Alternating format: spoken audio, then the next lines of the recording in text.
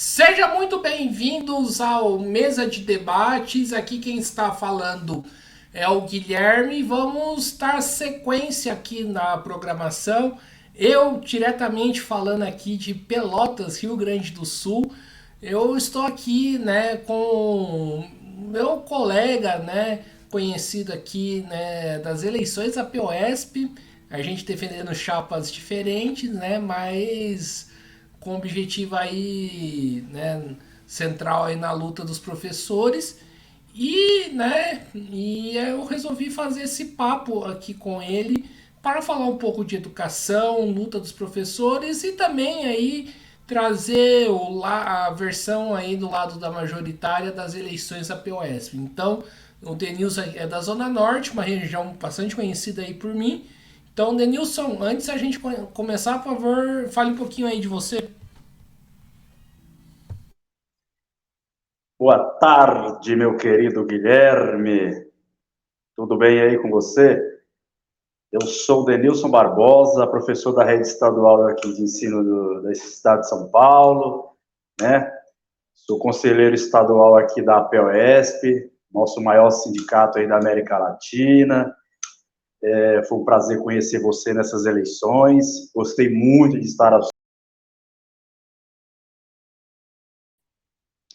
Trabalhamos bastante nessa eleição em prol dos professores, em prol da eleição aí. Fizemos uma eleição aí democraticamente, muito bem feita, foi bem satisfatório.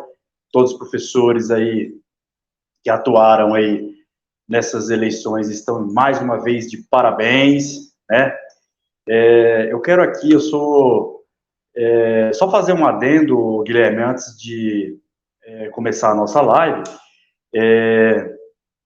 Eu quero dizer que a POSP, ela está de parabéns mais uma vez aí pela grande conquista aí que tem tido aí pós as eleições, né? Fomos aí o grande debate contra o nosso governador aí, que atrasou um pouco aí no adicional de local em exercício, o Ali. Foi uma vitória bem arrochada, mas conseguimos aí, e o Ali vai ser pago amanhã para os professores que estavam com o Ali atrasado. Vamos para o que interessa. Estou como conselheiro da POSP aqui, Norte, já há um bom tempo, estou no meu segundo mandato como conselheiro estadual, mas já atuo na POSP há um tempo, né? Dessa vez estou como estadual, das outras vezes estive como conselheiro regional. Também, para mim, foi uma conquista muito grande nessas eleições. E estou aqui, nessa live aqui, convidado por você, nosso querido Guilherme. Quero dar os parabéns aí, está subindo bastante aí, comentários aí nessas lives que você tem feito aí, está de parabéns. E eu gostaria aqui de falar um pouco sobre a educação no estado de São Paulo, ok? Muito obrigado a todos que estão assistindo, muito obrigado a você, muito obrigado, né, por esse convite maravilhoso. Maravilha, Denilson. Denilson, então vamos aqui iniciar a nossa entrevista, né? Eu queria que você já começasse o nosso papo fazendo aquela avaliação básica, a avaliação geral, né, de como que o governo de Tarcísio de Freitas vem aí conduzindo a questão da educação. Olha, Guilherme, para a gente falar sobre o governo Tarcísio, né? O governo Tarcísio, ele, na verdade, eu gostaria até de fazer um adendo antes de começar a falar sobre o governo Tarcísio, porque o Dória deixou aí uma grande, um grande obscurantismo. principalmente para nós, categoria O. Eu que sou categoria O aqui, professor categoria O no estado de São Paulo, eu vejo o governo Tarcísio começando um governo com muitos problemas para nós, principalmente categoria O. Por quê? Primeiro, o Dória deixar aquelas atividades diversificadas pedagógicas, né, para nós cumprirmos dentro da escola.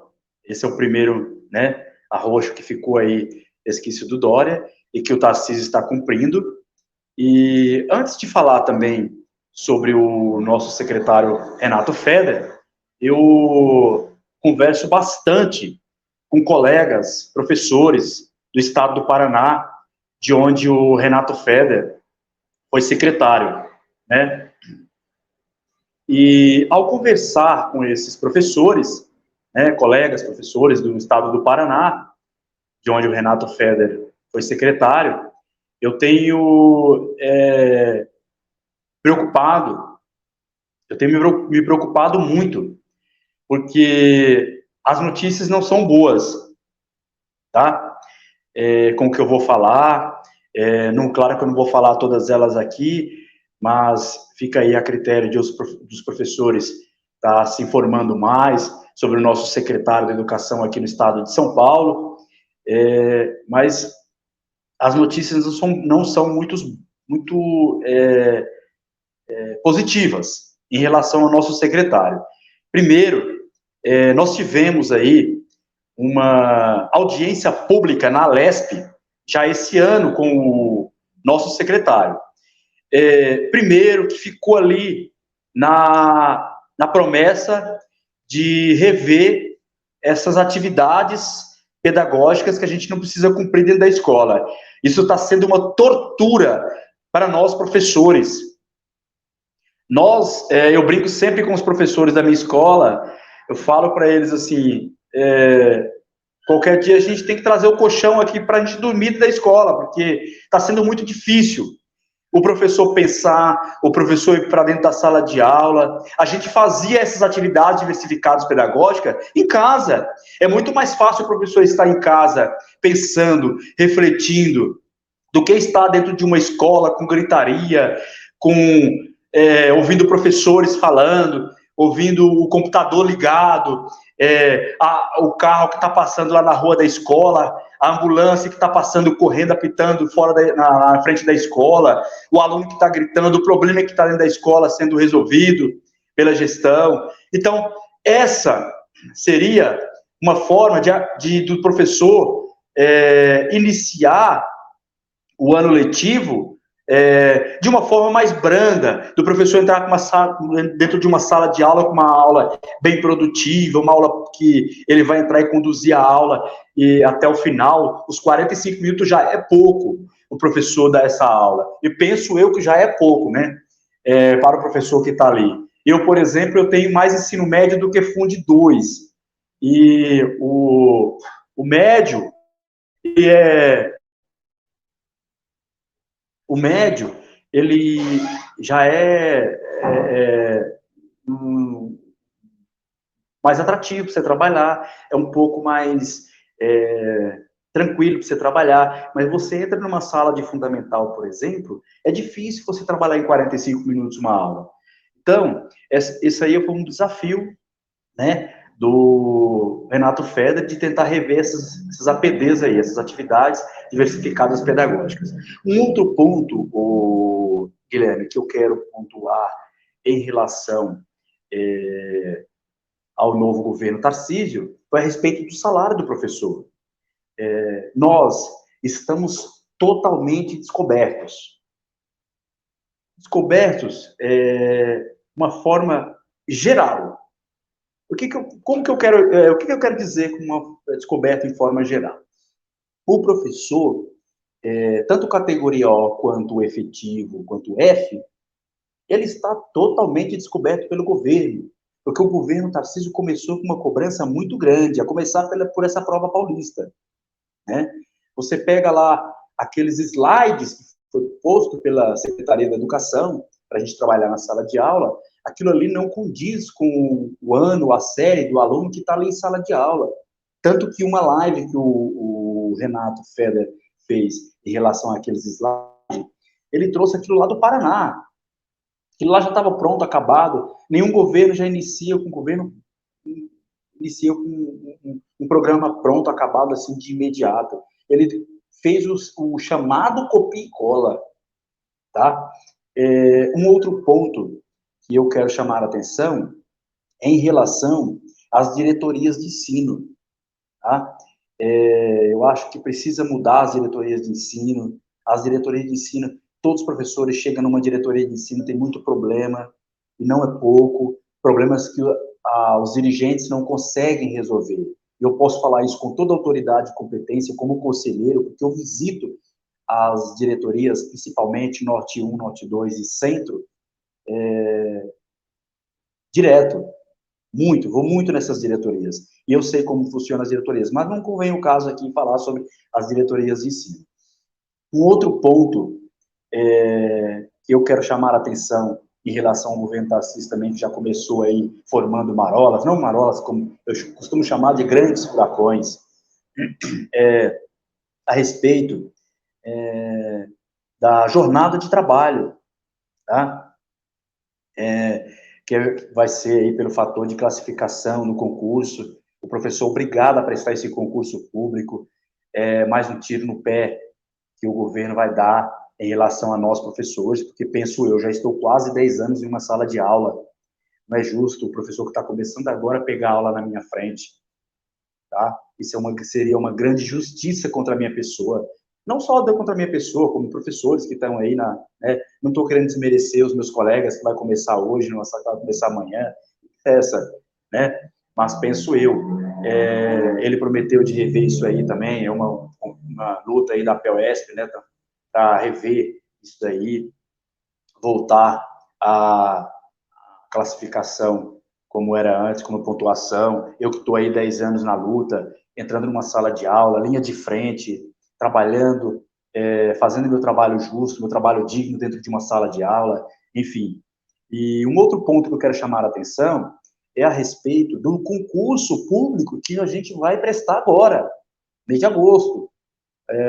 Isso não é mérito, primeiro que não é mérito desse governo, né? Não é mérito nem desse governo, e não é mérito também do João Dória, que deixou já assinado aí, né, do Rocieli, que era o então secretário aí do João Dória. Não é mérito. Esse concurso é um mérito de luta da POSP, nossa, que estamos aí há anos lutando por um concurso público justo, digno. O Rocieli só deixou assinado esse concurso público aí, e na verdade deixou assinado com apenas 15 mil vagas, que não vai superar nem um terço aqui de professor, a falta de professores aqui, principalmente em todas as regiões do estado de São Paulo. Você pega aí, por exemplo, eu estou pegando aqui, só estou fazendo uma análise da Zona Norte, aqui da região Norte, a Norte 2, por exemplo. Não estou indo nem na Norte 1, só Norte 2. A tamanha falta de professores tem nas escolas. Eu tenho visitado muitas escolas nesse período. Eu, como conselheiro do maior sindicato da América Latina, eu tenho visitado escolas. Eu tenho conversado com professores, com diretores, com supervisores. A semana passada eu estive com o supervisor aqui da Norte 2, conversando com ele a respeito dessa redução do número de alunos por sala, esse enxugamento que eu vou falar agora, que é o próximo tema que eu vou falar a respeito do fechamento de salas, pelo Renato Feder, é um outro ponto também que a POSP está aí na luta, e eu estou na linha de frente, inclusive visitando escolas, vendo que muitas salas estão sendo fechadas, o Tarcísio está fechando muitas salas, está fazendo um enxugamento nas escolas para fechar salas.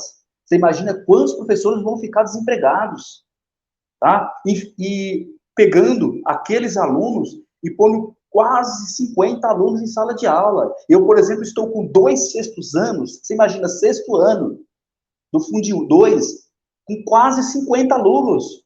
Estou com 46 alunos em cada turma.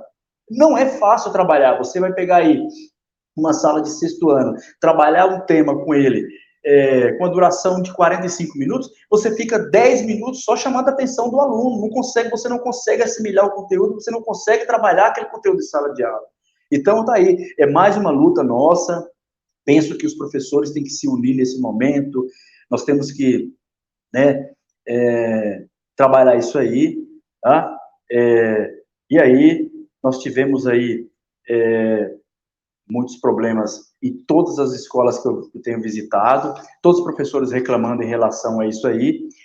Um outro problema também, Guilherme, que eu tenho visto, professores estão reclamando, eu tenho conversado com muitos professores, é a respeito da falta dia, né? Foi uma maldade que o governo passado deixou para a gente aí, e que continua aí, né?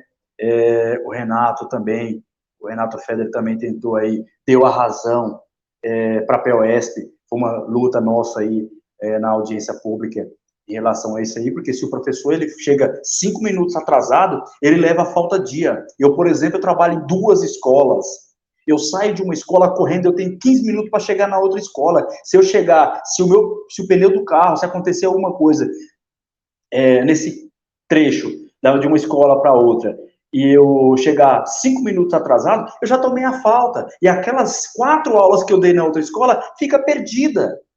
Então isso aí foi uma grande maldade que fizeram com a gente, tá? E aí o Renato Feder, através da POSP e da nossa luta, falou que vai rever, né, a respeito da falta de dia aí, né? E aí eu vejo a gente aí nessa luta aí, cada dia pensando que pode haver aí, pode vir mais maldade por aí, ou pode também, né, vir aí esse resultado dessas lutas nossas aí de anos da POSP e dos professores da nossa categoria, né? E aí, é isso que eu queria pontuar a respeito do Tarcísio. Tenho medo, né? Tarcísio aí, por ser mais maleável do que o Bolsonaro, né? Foi indicado pelo presidente Bolsonaro aí. Nós tivemos 4 anos de governo Bolsonaro aí, sendo massacrado, né? Nós fomos aí chamado aí, inclusive pelo então presidente aí, de praticamente vagabundos, né? Esses caras, eles não sabem o que a gente passa numa sala de aula, não tem um pingo de noção do que é uma sala de aula, principalmente uma sala de sexto ano. Eu gostaria que todos esses caras, antes de entrar no governo, na política, ou como secretário, entrassem numa sala de aula, principalmente numa sala de sexto ano, para conhecer a realidade, a nossa realidade, o que o professor passa numa sala de aula. Aí sim ele pode vir discutir, conversar sobre educação com a gente. Okay? Muito obrigado.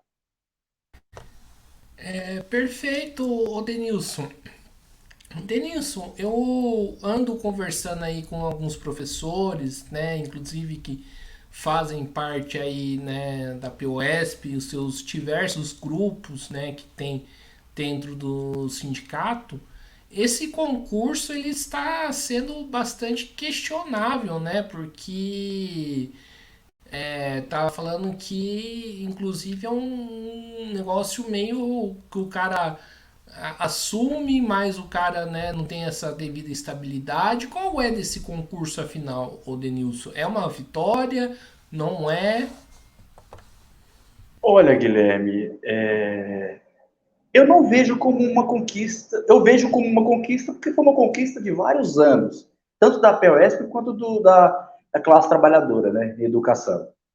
Mas eu não vejo como uma vitória, porque, primeiro, que um concurso que foi bastante, foi e né, bastante questionado por colegas de trabalho, pessoas que já estão na educação há anos, né? Primeiro que essa nova, se o professor passar e entrar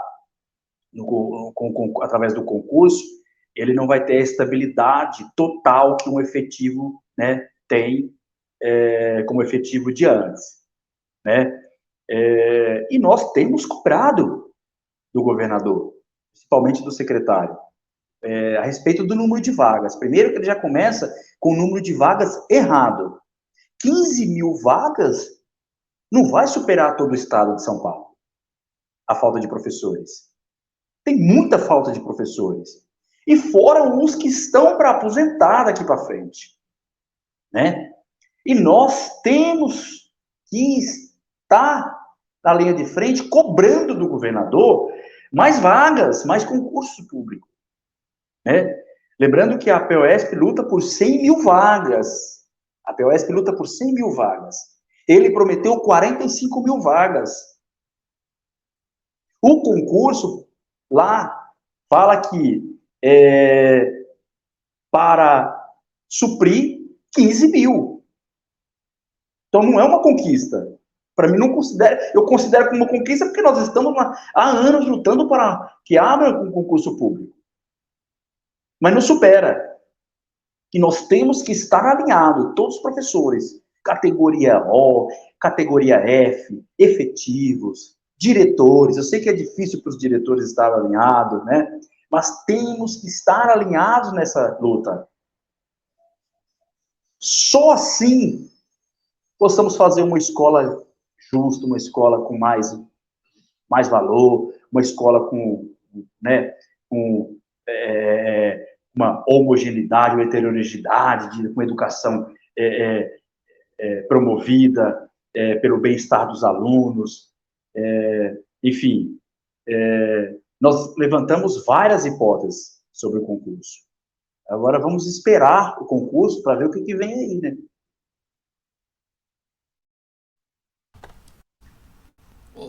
Opa, Denilson, falar um pouco aí de lutas dos professores, né? Quais são as perspectivas aí de luta, mobilização aí da categoria, né?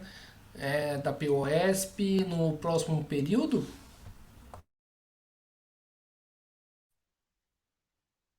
Olha, Guilherme, nós temos aí várias lutas, né? Bandeiras de lutas da POSP. Primeiro, nós temos aí o Revoga Já, né? Que é a revoga do ensino médio, que vamos falar depois, né? Temos aí a MP 746, a reforma do ensino médio, da BNCC.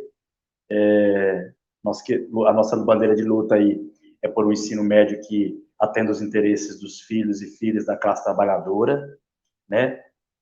Nós temos aí a falta dia, que é uma maneira de luta nossa, desde que foi aprovada a nova jornada nossa aí. As APDs, né? As atividades pedagógicas diversificadas, né? Para que possamos cumpri-las fora da escola, como sempre foi. Nós temos aí salário, né? Salário base, que o governo cumpra, né? O piso, o concurso, que eu acabei de falar, né? Sobre o concurso público, uma classificação para atribuição de aulas mais justa e digna, né? Pagamento do Ali que o governo está doido para acabar com esse adicional noturno aí, e esse adicional do Ali, ele está doido para acabar, nós estamos ali em cima, cobrando, estamos ali na luta para que não acabe esse Ali, desde o Dória, desde o Roscielli, Roscielli já queria acabar com esse Ali, nós resistimos, ficamos ali em cima, fizemos audiência pública, estamos na luta sempre, e não ao fechamento de classes, tá? É uma bandeira nossa aí, para os próximos anos aí, é uma bandeira de luta, porque ele está querendo enxugar a máquina, né? Não ao lotamento de estudantes em classe de aula, salário, carreira, ensino médio, nós estamos aí com várias audiências públicas aí no futuro para a gente debater, discutir, e a nossa bandeira de luta tem sido muito intensa nesse ano de 2023. Nesse momento, nós estamos fazendo aí o balanço das eleições, né? Ao longo da nossa trajetória de luta aí, nós tivemos muita dificuldade para mobilizar. Nós tivemos aí, com pós o golpe da então presidenta Dilma Rousseff, né? Nós tivemos muita dificuldade, os sindicatos tiveram muita dificuldade, desde lá do governo Temer, né? Tivemos aí 4 anos praticamente escuro do governo Bolsonaro, né? Praticamente nós fomos blindados, né? Mas nós estamos ali, sempre resistindo. E sem a união, não fazemos a força. Então, estamos ali resistindo, a necessidade de trazer o professorado para o sindicato, nós estamos com muita dificuldade, e aí vamos discutir daqui para frente como fazer isso, né, nesses próximos 3 anos aí. Eu tenho destacado, o Guilherme, nas nossas reuniões, principalmente aqui na Norte, nós temos que tratar, primeiro, de unir a classe trabalhadora em educação.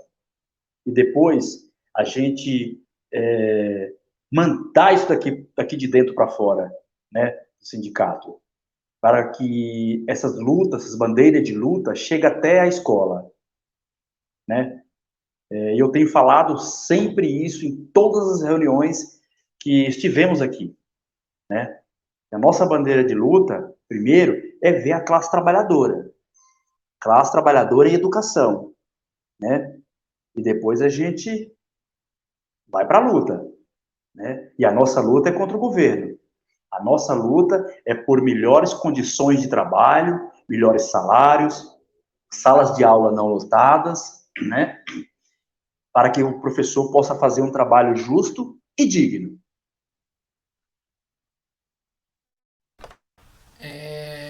Maravilha, Denilson. Denilson, eu levantei uma bola aqui em várias entrevistas, em entrevistas de grupos que são de oposição, e eu gostaria de levantar essa bola aqui com você, né? Embora a gente já teve essa discussão, né? Essa conversa pessoalmente, né? No dia das eleições, mas eu gostaria que você, né, colocasse seu posicionamento aqui em relação a uma atitude que eu acho bastante complicada, né? Que eu achei bastante, achei errada, da Maria Isabel de Noronha, de ter, né, votado o aumento do salário do Tarcísio, né? E além disso, ter votado no candidato do PL para a presidência da Câmara, né? Houveram várias falas críticas aqui, mas eu queria escutar o seu lado, né? Eu queria escutar o lado, né, de vocês que são da situação. O que explica essa ação da Bebel?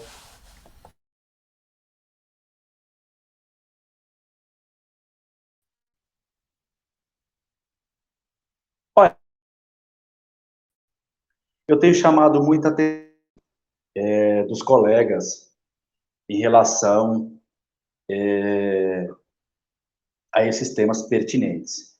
Mas já que você pontuou, eu quero pôr minha posição, né? Falar minha questionamento em relação a esse me posicionar em relação a esse fato que ocorreu aí há pouco tempo, né? Como já havíamos conversado, né?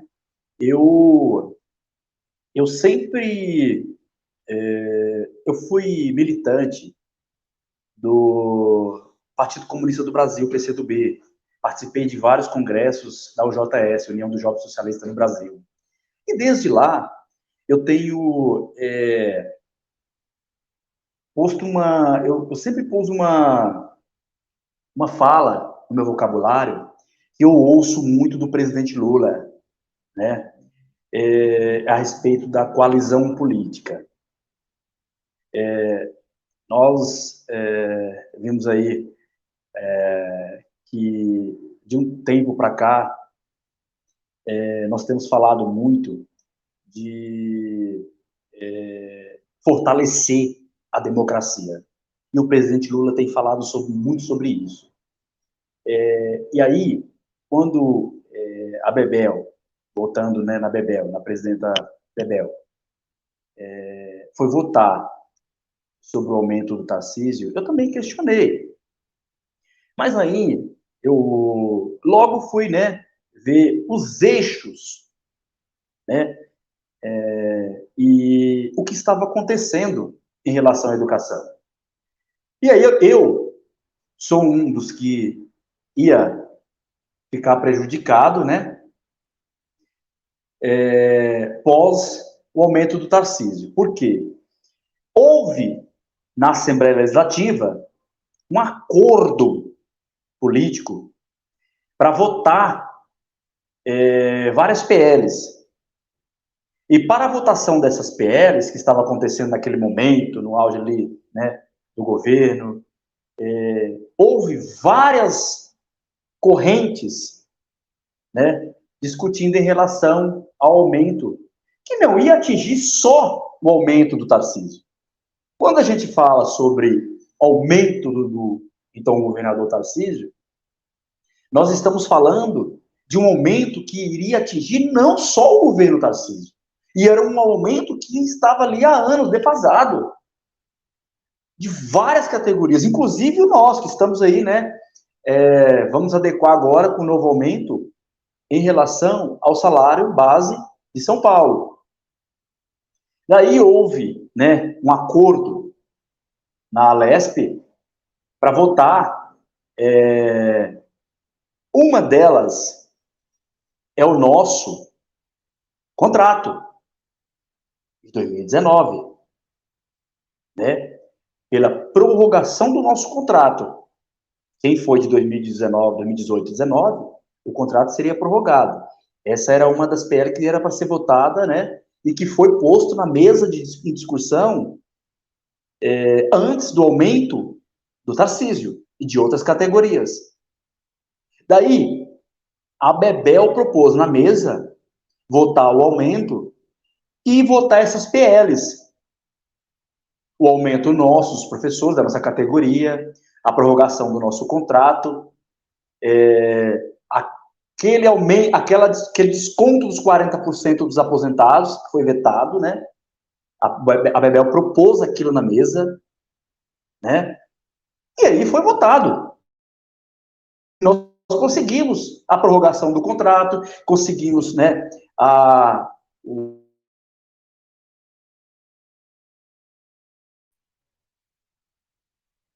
conseguimos a prorrogação do contrato, conseguimos quebrar os 40% descontados dos aposentados, né? Conseguimos o emprego de vários professores que iriam perder o contrato naquele, né, ano que foi votado, nesse ano que foi votado o aumento do Tarcísio, e aí foi votado todos os PLs, tudo de uma vez, e o salário do Tarcísio foi junto com dessas PLs, tá? Então não houve, assim, não houve, eu não vejo que houve vamos, que eu posso falar aí, não vejo uma falha da Bebel, do sindicato.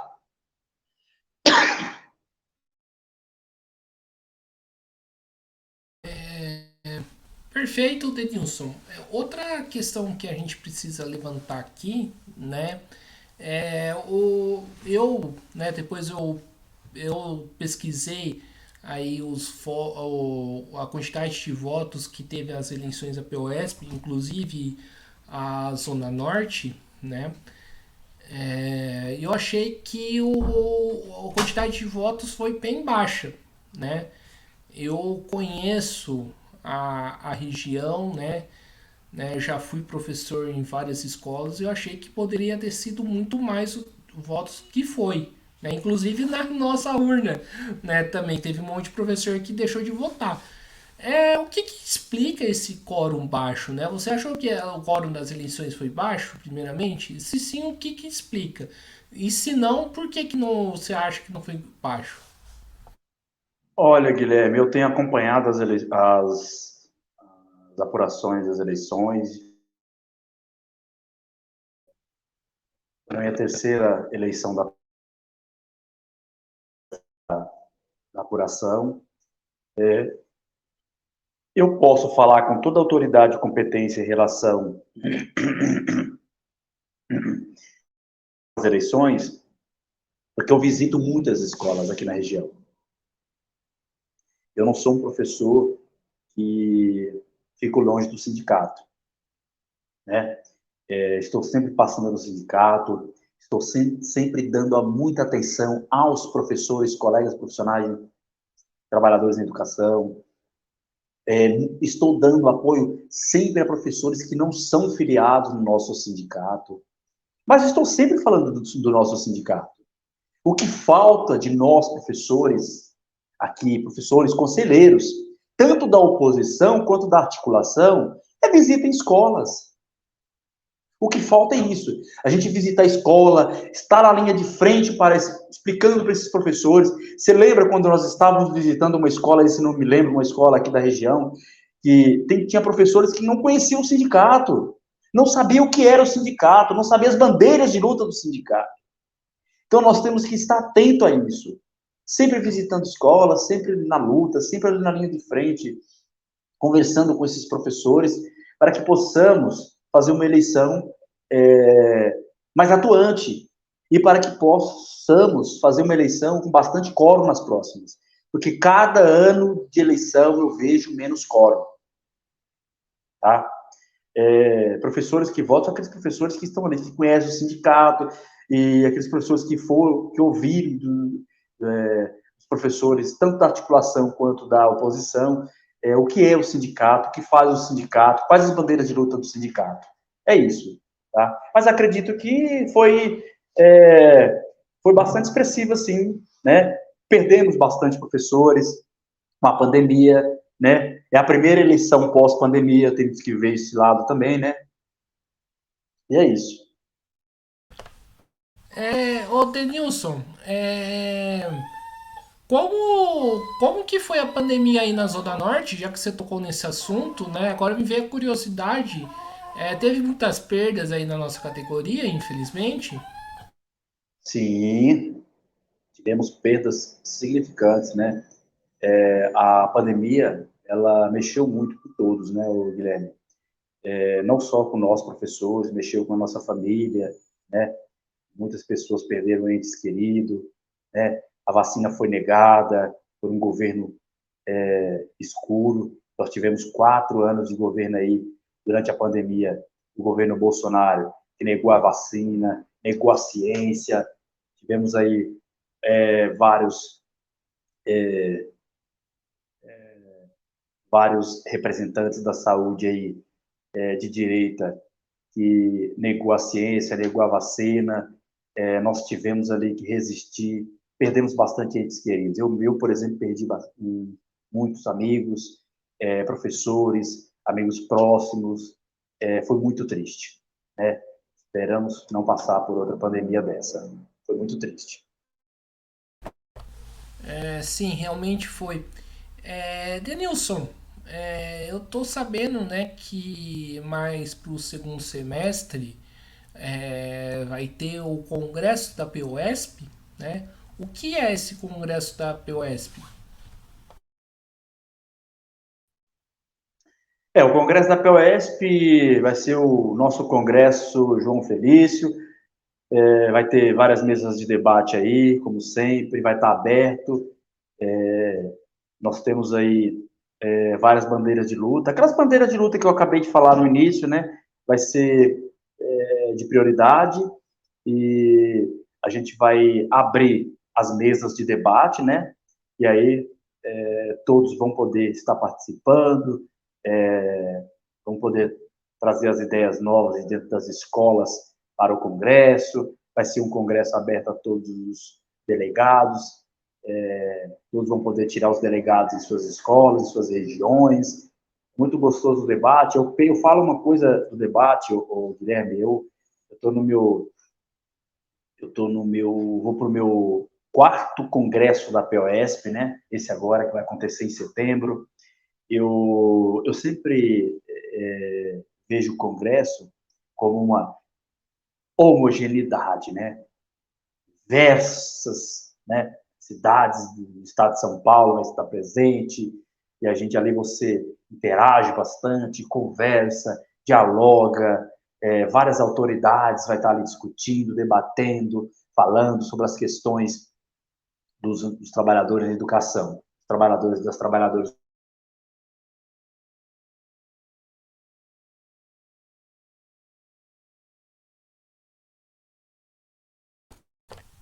Eu acho que nós tivemos aqui um pequeno problema, né, na conexão da internet. Opa, já voltamos já. Denilson continua a falar que, né, Tem, congelou a tem sua muitos, tem última muitos, parte. tem muitos professores com problemas dentro das escolas com diretores. Tem diretores perseguindo professores dentro da escola. Isso não pode acontecer, tá? Isso não pode acontecer. Vou levar isso para o debate, uma mesa de debate, para o Congresso, se for preciso, ok? Denilson, uma das questões que foram debatidas aqui nas lives pós-eleições da POSP é em relação à questão da independência, né, do sindicato em relação aos governos, né? Diversas chapas de oposição, né? Chapas não, diversos grupos de oposições, né? Criticaram essa questão da chapa 1, né? Que é a questão da independência, que a chapa 1, né, não consegue manter sua independência em relação ao atual governo federal. Eu queria ouvir de você novamente, né? Dando a oportunidade de abrir esse espaço para você, inclusive, rebater esse argumento. A direção atual da POSP é uma direção independente de todos os governos ou não? Ou vocês apoiam o governo federal?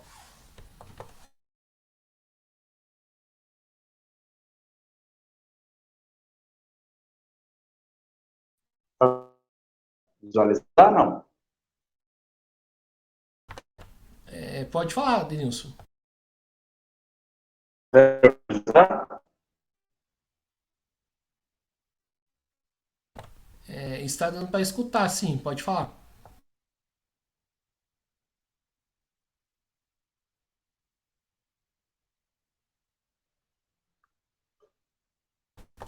Acho que agora está dando um pequeno problema, né? Novamente na conexão do Denilson.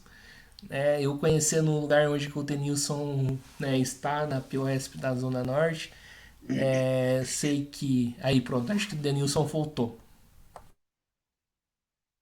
Olha, Guilherme, em relação à sua pergunta, eu tenho falado para professores que falam que o sindicato se envolve muito em política.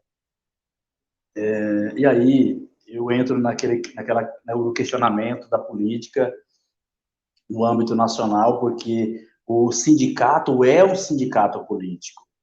O sindicato é político. Então, o sindicato não pode viver a parte da política. As nossas bandeiras de luta são política. Faz parte da política. Tudo é política. Tudo está envolvido na questão política. Então, eu sempre falo para os meus companheiros, vocês que criticam muito o sindicato e falam que o sindicato está muito ligado ao governo federal, as nossas bandeiras de luta é no estado de São Paulo e a prioridade é o professor. Então, isso tem se debatido, tem falado isso em todas as mesas de debate, em todas as escolas que eu tenho visitado, eu tenho falado isso com os professores. O sindicato é político. Então, não deixa de ser político. O sindicato não está ligado diretamente ao governo federal, ao governo estadual. Tá? Nosso sindicato é muito democrático, bastante democrático. Está aberto a todos os profissionais da educação, inclusive várias outras correntes de outros sindicatos, né? Vários sindicatos já vieram aqui debater, discutir, conversar, falar sobre, né, sobre bandeira de luta, a FUSE, a APASE, CPP, UPS, CNTE, CUT, CTB, entre outras correntes, vocês, as correntes né, de oposição. O sindicato é aberto, o sindicato é democrático, é muito democrático, tá? É assim que eu vejo o nosso sindicato, bastante democrático. Ô Denilson, eu andei, né, como eu falei, eu tô fora da categoria, né? Já faz algum tempo, mas eu andei vendo algumas notícias que me deixou bastante preocupado, né? Acho que na última reunião de conselho estadual, CR, né? Eu vi que a Eu não chapa participei 1 do não, último que não, nós tivemos. tá, mas enfim. Não, porque foi um sábado letivo na minha escola. Ué, mas não teve dispensa de ponto? Porque quando era RE aí na Zona Norte, eu tinha dispensa de ponto no dia. Estranho vocês não terem dispensa de ponto, mas enfim. É... Mas enfim, perguntando aí pra você em relação qual que é a posição então da chapa um, da chapa majoritária da POSP em relação ao arcabouço fiscal.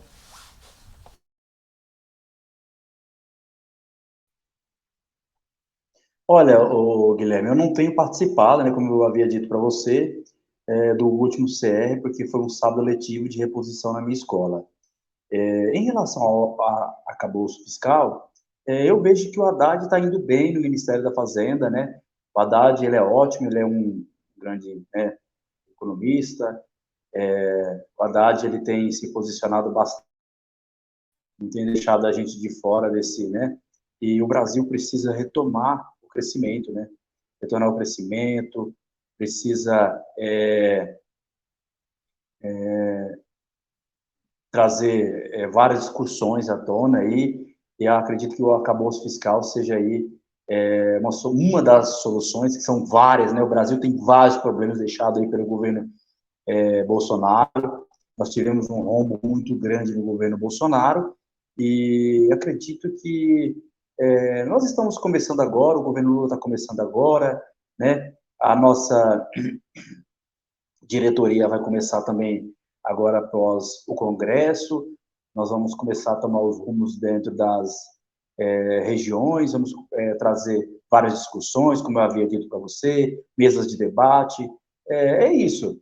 Tá? Eu vejo que o arcabouço fiscal seja aí uma das soluções para que possamos manter as contas aí, né, estabilizadas do nosso país, do nosso Brasil aí, e retomar o crescimento do nosso país. Ok? Entendi. E saindo um pouco da POSP, né, o Denilson, tem muita gente que inclusive tem me cobrado, né, e acho que devido, né, pelo menos em São José, tem pouca discussão aí feita sobre a questão dos juros baixos, né, e a questão do Fora Campus Neto, que é algo que a CUT vem encabeçando, né. Eu gostaria que você falasse um pouco aí dessa campanha, né, contra o Campus Neto e contra a, os juros altos, né? Oh, olha, Guilherme, eu sempre brinco com os meus amigos bolsonaristas. Eu tenho vários amigos bolsonaristas e a gente tem uma conversa, ainda bem que a gente tem uma conversa sadia. É um debate político muito acirrado.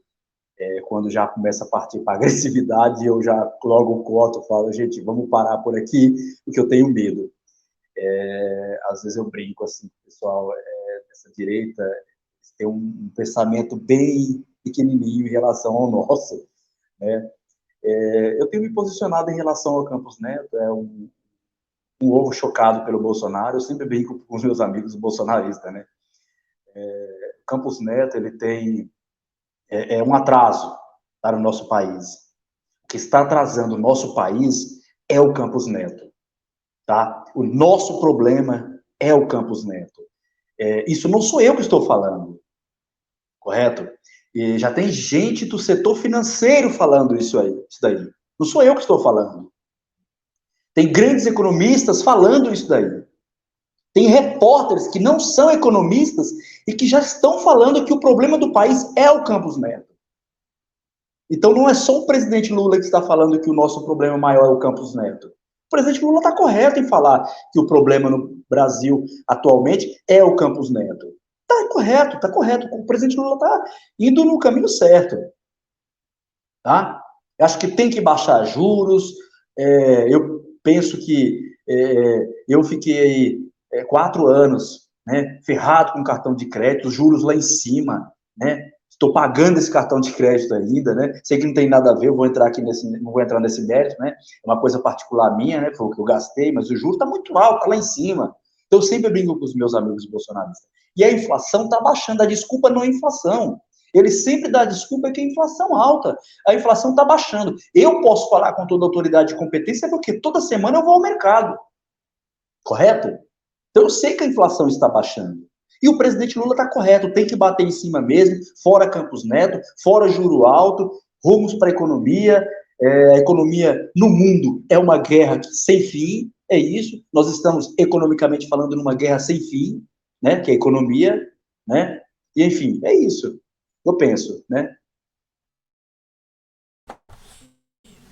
Tá, mas por que não demitir o Campos Neto? Né? Porque o Lula pode até falar sobre o Campos Neto, mas assim, eu particularmente vejo pouca ação prática, né, em relação a isso, que é a demissão do Campos Neto, né? E né, será que o fato de ter mantido a autonomia do Banco Central, né, colabora com isso?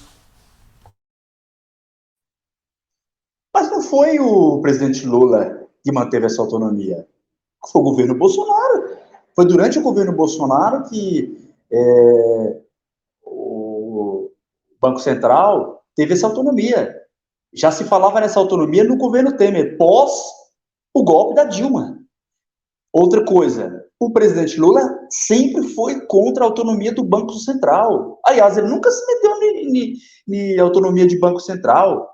Ele tem falado muito isso. E outra coisa, não é culpa do presidente Lula manter o Campos Neto no cargo. Quem pode tirá-lo é só o Senado Federal ou a Câmara dos Deputados. Como que nós vamos tirar um presidente da Câmara? Ou como que nós vamos tirar o Campos Neto, trocar o Campos Neto do Banco Central com aquele Congresso vendido, neoliberal, uma bancada evangélica que só pensa no umbigo deles, uma bancada ruralista que não está nem aí para nada, só pensa no umbigo deles, um Senado. O Senado ainda não é totalmente bolsonarista, mas tem bolsonaristas ali dentro do Senado que são, de fato, seguidores ali do Bolsonaro ali, que leva ao pé da letra. Pelo presidente Lula, teria trocado já o Campos Neto há muito tempo. Mas não é por ele. Para a gente finalizar aqui o nosso papo, né, Denilson? Tá muito bom aqui a conversa, mas precisa acabar, né? Até porque que você falou que você tem, né, compromisso aí depois, e eu não quero prejudicar aí os seus compromissos. Sim, daqui a pouquinho vamos gravar a aulinha nossa aí. Maravilha. É a aulinha do quê mesmo? Aula, né, normal ou tá relacionada à questão do concurso? Do concurso, inclusive, nós, a POSP, é contra essa videoaula de 7 minutos que todo professor tem que gravar e mandar para a Unesp até certa data. É uma luta nossa também contra essa videoaula, porque isso daí é uma forma do governo selecionar professores, é uma forma do governo retaliar professores, enfim, é isso, né? Temos que gravar uma aula de 7 minutos e mandar para a VUNESP. Caraca, que absurdo! E vocês não recebem nada por isso? Absurdo, porque 7 minutos você não consegue falar nem o início da Primeira Grande Guerra Mundial. Eu sempre brinquei com os professores, assim, né? Falei para os professores, gente, 7 minutos não dá nem para você abrir a boca para falar sobre a Primeira Guerra Mundial, sobre direitos humanos. Se eu for falar de direitos humanos, eu tenho que ir lá na Liga das Nações, voltar na Primeira Guerra Mundial, ir na Segunda Guerra Mundial, ir na criação da ONU. Em 7 minutos não dá para falar nada. E são temas que eles escolheram, não são nosso tema. Não um tema livre, por exemplo, de cada professor. É um absurdo que esse governo está começando a fazer. É um absurdo. Cada coisa que, né? Sim. E. Guilherme, só para finalizar, antes de finalizar, só queria fazer um adendo sobre a reforma do ensino médio. Ah, sim, esquecemos de colocar essa questão, né? Então vamos perguntar aqui, então vamos finalizar, né, na verdade, com a questão da reforma do ensino médio, né? Denilson, eu acompanhei, né, as escolas junto com você nas eleições, né? E eu fiquei meio assustado, né? Porque a reforma do ensino médio em São Paulo, né? O novo ensino médio em São Paulo tá bastante avançado, né? Pelo menos eu achei isso, né? Eu queria que você comentasse um pouco, Barbaridade. Sobre isso. Eu tenho pena dos meus alunos. Meus alunos choram em sala de aula, principalmente terceira série do ensino médio. Choram para voltar às aulas como era antes da reforma do ensino médio. Para você ter ideia, eu estou dando demografia. Eu sigo o currículo, porque eu tenho a cartilha do currículo do itinerário. Mas tem professores que não seguem cartilha. Não estou falando mal dos meus companheiros professores. Eles não têm culpa. E para falar sobre reforma do ensino médio, eu vou voltar lá no Rocieli. Eu tenho que voltar no Rocieli. Porque foi o Rocieli que deixou essa barbaridade aí. A mando das escolas privadas. Tá? Então, bato na questão, né? Aquela questão, vou voltar lá no pós-golpe da presidenta Dilma Rousseff, né? Pós-golpe Dilma Rousseff, quem foi o nosso ministro da Educação? Com o governo Temer? Rocieli. O Dória foi eleito governador de São Paulo. Quem foi secretário de Estado da Educação aqui em São Paulo nos 4 anos do governo Dória? Rocieli. E o Rocieli aplicou essas barbaridades lá. Primeiro, a minha crítica em relação ao ensino médio é que essa reforma do ensino médio veio de lá de cima para baixo, para as bases aqui embaixo. E você conversa com um aluno da primeira, segunda, terceira série do ensino médio. Pergunta para eles, vê se eles aprovam esse ensino médio, esse novo ensino médio. Eles vão falar que não aprovam. E eles sabem por que eles não aprovam. Eles estão vendo isso acontecer na prática. Se não voltar às aulas de filosofia, de sociologia, de história para eles, de português, de matemática, de ciências, de biológicas, enfim. Eles não estão tendo essas aulas. Eles vão sair da terceira série do ensino médio e vão concorrer com alunos da escola privada, por exemplo, no Enem. Você acha que eles vão se dar bem numa prova do Exame Nacional do Ensino Médio? Não vão. Você acha que eles vão se dar bem lá no mercado de trabalho? Lá? Não vai. E todos nós, profissionais da educação, sabemos disso. Nós estamos coniventes com isso. E essa é a minha crítica em relação ao novo ensino médio. O MEC não veio aqui embaixo perguntar para alunos, pais, professores, se aprovava essa reforma do ensino médio. Eles maquiaram essa reforma do ensino médio, essa nova BNCC. Isso foi um tiro no pé. Então, eu sou totalmente contra essa reforma do ensino médio.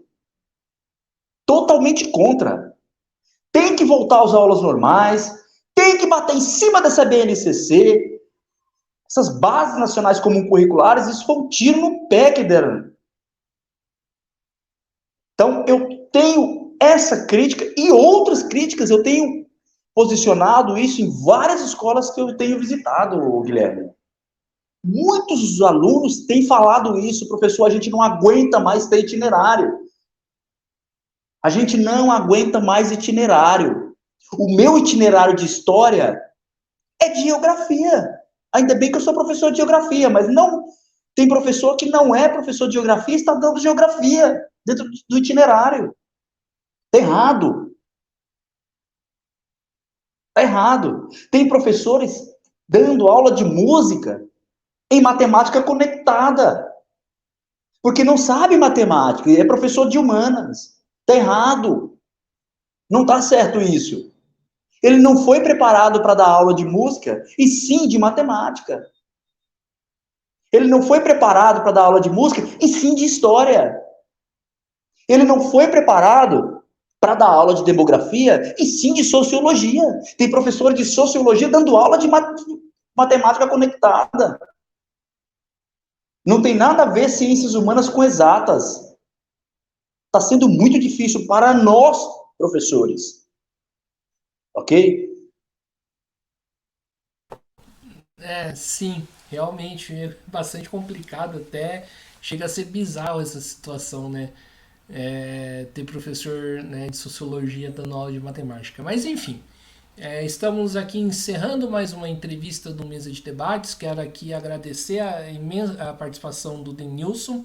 Gostei aqui demais do nosso papo, né? E passo a bola aí novamente para ele fazer suas considerações finais.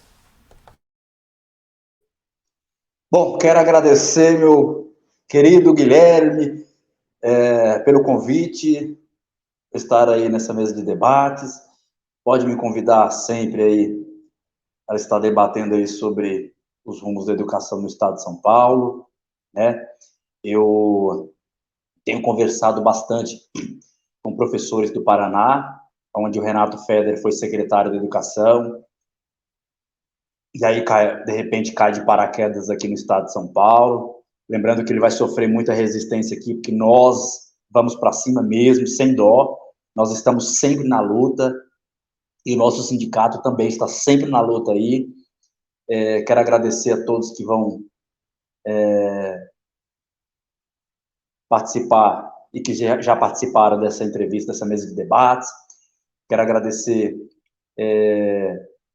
a participação de todos e todas que estão aí vendo aí essa nossa live, essa nossa entrevista, essa nossa mesa de debates, né? Não é uma entrevista, mas é uma mesa de debates.